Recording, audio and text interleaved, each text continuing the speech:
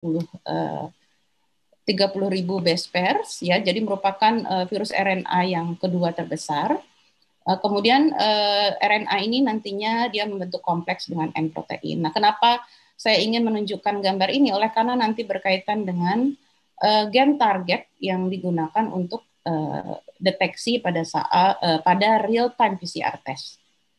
Nah, apa peran dari spike protein? Jadi spike protein ini berfungsi pada saat virus itu akan menginvasi dari sel host atau sel penderita, di mana dia dapat berikatan, ya, pertama-tama berikatan dengan reseptor yang ada pada sel epitel saluran pernapasan, yaitu angiotensin converting enzyme yang ada pada permukaan sel epitel saluran pernapasan. Jadi binding atau pengikatan antara spike protein dengan ACE2 reseptor ini diperlukan sebelum virus dapat melepaskan materi genetiknya ke dalam sel epitel saluran pernapasan.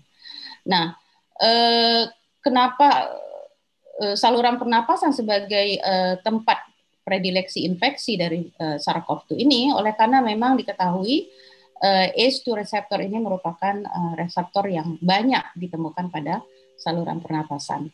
Dan ACE2 reseptor ini merupakan juga reseptor yang digunakan oleh SARS yang pertama untuk menginfeksi sel epitel saluran pernapasan penderita. Nah, kemudian kita lihat bagaimana dari SARS-CoV-2, ya, di mana terdapat beberapa domain, ya. Jadi domain yang pertama adalah open reading frame 1A, kemudian open reading frame 1B, kemudian ada bagian spike protein, kemudian ada envelope, membrane, dan kemudian nukleokapsid. Nah, dengan adanya kemajuan teknik next generation sequencing, ya, Cina hanya butuh waktu lebih kurang sebulan untuk bisa mempublikasikan sequence lengkap, ya, atau whole genome sequence dari SARS-CoV-2 ini. Jadi pada bulan Januari itu Cina sudah mengupload, ya, whole genome sequence pada suatu web yang disebut dengan Global Initiative on Sharing All Influenza Virus Data atau GISAID, ya.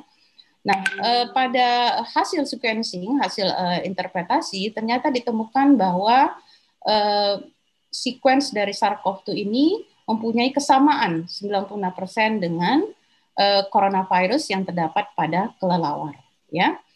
Nah, kemudian dan inilah yang kemudian memunculkan dugaan atau memunculkan dugaan bahwa memang asal muasal dari SARS-CoV-2 ini adalah dari kelelawar. Kemudian ketika dibandingkan dengan SARS yang pertama, itu virus ini mempunyai kesamaan, ya, genetiknya itu sebesar 80%.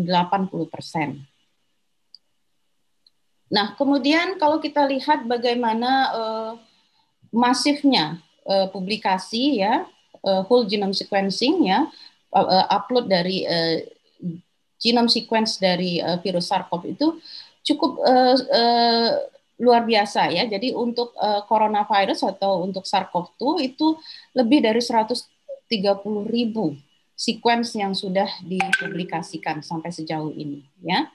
Dan untuk Indonesia sendiri, ya, angkanya sudah cukup menggembirakan, oleh karena sampai saat ini tadi pagi saya cek itu sudah ada 71, ya, sequence yang sudah dipublikasikan yang berasal dari Indonesia.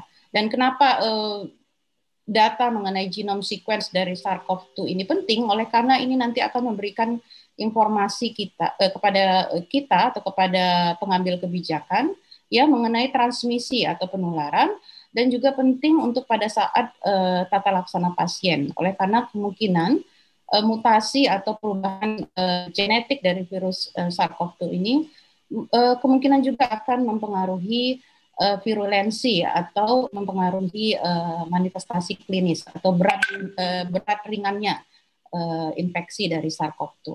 Begitu juga dengan efektivitas vaksinasi, ya. Tadi Bapak Aulia mungkin sudah menerangkan mengenai vaksin yang mungkin dalam waktu dekat Indonesia akan segera mendatangkan vaksin, baik itu yang diimpor dari luar maupun yang dikembangkan oleh beberapa institusi yang ada di dalam negeri. Nah, untuk bisa memastikan bahwa vaksin yang kita kembangkan itu efektif, kita harus juga mempunyai data apakah virus yang beredar di Indonesia ini itu tidak mengalami perubahan genetik yang nantinya akan berdampak kepada efektivitas vaksinasi. Jadi ini merupakan data yang sangat penting. Nah, kemudian data genome sequence tadi juga sangat penting untuk menelusuri dari mana sih asal muasal dari SARS-CoV-2 ini, ya. Nah, jadi kalau dilihat di sini coronavirus itu sebenarnya ada alfa, beta, dan gamma dan delta, ya, di mana yang sampai saat ini yang diketahui dapat menginfeksi manusia adalah jenis yang alfa coronavirus dan beta coronavirus, ya, di mana SARS yang pertama, kemudian MERS dan SARS-CoV-2 yang saat ini COVID-19 itu termasuk ke dalam beta coronavirus. Nah, berdasarkan tadi similarity atau kesamaan dari susunan genetik, maka peneliti menyimpulkan bahwa kemungkinan terbesar asal dari virus ini adalah dari kelelawar. Jadi kemungkinan pada kejadian pada saat di Wuhan, yaitu di Hunan Seafood Market, itu memang seafood market tersebut terkenal banyak menjual livestock, jadi binatang-binatang liar yang hidup yang memang dikonsumsi oleh warga sekitar. Nah, kemungkinan dari kelelawar mungkin yang dijual di situ, kemudian ada yang terinfeksi, kemudian dikonsumsi, dan kemudian dari satu penderita yang terinfeksi kemudian menularkan kepada penderita yang lain. Nah, jadi bagaimana penularan? Jadi kita mungkin sama-sama sudah sering mendengar di media bahwa penularan yang paling potensial untuk COVID-19 ini adalah melalui droplet, yaitu apabila kita kontak atau berada cukup dekat, ya, misalnya dalam jarak kurang dari 1 meter, ya, kemudian droplet yang dikeluarkan oleh penderita yang terinfeksi, baik itu pada saat mereka batuk, ya, bersin ataupun berbicara, gitu ya. Kemudian juga ada penularan lain yang disebut dengan fomite, yaitu apabila droplet tadi jatuh ke permukaan yang benda-benda yang keras, ya, atau solid, kemudian permukaan tersebut disentuh oleh tangan individu yang lain atau orang yang lain, kemudian tangan tersebut menyentuh saluran pernapasan atau mulut. Nah, ini kemudian yang dapat menularkan COVID-19 dari satu orang ke orang lain. Nah, yang akhir-akhir ini cukup menjadi perbincangan adalah apakah COVID-19 ini juga merupakan suatu airborne disease, ya, oleh karena memang dari beberapa laporan itu dilaporkan bahwa pada tempat-tempat terutama pada indoor, ya, misalnya seperti gimnastik, ya, kemudian sekolah, ya, restoran yang tertutup dengan ventilasi yang tidak baik. Nah, itu merupakan tempat yang juga dikatakan meningkatkan resiko penularan, ya. Jadi ini yang mungkin harus diwaspadai. Selain itu juga ada penularan secara aerosol yang biasanya terjadi pada tenaga kesehatan di fasilitas kesehatan. Nah, kenapa sih testing untuk COVID-19 ini penting? Jadi apa saja peran dari tes pada COVID-19?